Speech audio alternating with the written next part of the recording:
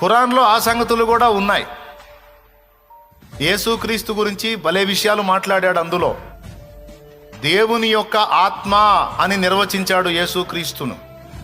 తెలుగు ఖురాన్ నా దగ్గర ఉంది, మొత్తం చదివి అండర్లైన్ చేసి కూర్చున్నాను నేను. రుహుల్లా, దేవుని యొక్క ఆత్మ. కలీమల్లా, దేవుని యొక్క వాక్కు. యేసుక్రీస్తుని గురించి చెప్పాడు. దేవుని యొక్క వాక్కు, దేవుని యొక్క వాక్కుగా అభివర్ణించబడిన ప్రవక్త ఇంకొకడు లేడు, ప్రభు అయిన యేసుక్రీస్తే ఉన్నాడు. దేవుని యొక్క ఆత్మగా అభివర్ణించబడినటువంటి ప్రవక్త ఇంకొకడు లేడు, ప్రభు అయిన యేసుక్రీస్తే ఉన్నాడు.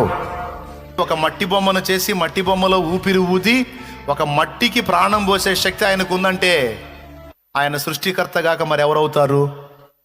ఆ విధంగా మట్టితో బొమ్మను చేసి దానిలో ఊపిరి ఊది దాన్ని ఒక ప్రాణిగా ఎగిరిపోయేటట్టు చేసిన ప్రవక్త ఎవరైనా ఉన్నారా? లేరు. కానీ అలా చేశాడు యేసువారని ఖురాన్లో చెప్పాడు. 3. 4వది, ఏ పాపము లేని పరిశుద్ధుడు యేసువారు. స్తోత్రం. ముందేం చెప్పాను? ప్రళయ దినమందు ప్రత్యక్షమగువాడు యేసువారు. దేవుని యొక్క ఆత్మగా అభివర్ణించబడ్డవాడు యేసువారు. దేవుని యొక్క వాక్కుగా అభివర్ణించబడ్డవాడు యేసువారు.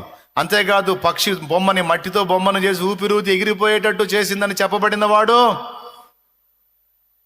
5వది, ఏ పాపము లేని పరిశుద్ధుడు, పురుషుని ఎరుగని కన్యకు పుట్టినవాడు. ఇవన్నీ అందులో కూడా ఉన్నాయి. దేవునికి స్తోత్రం కలుగును గాక. హల్లెలూయా.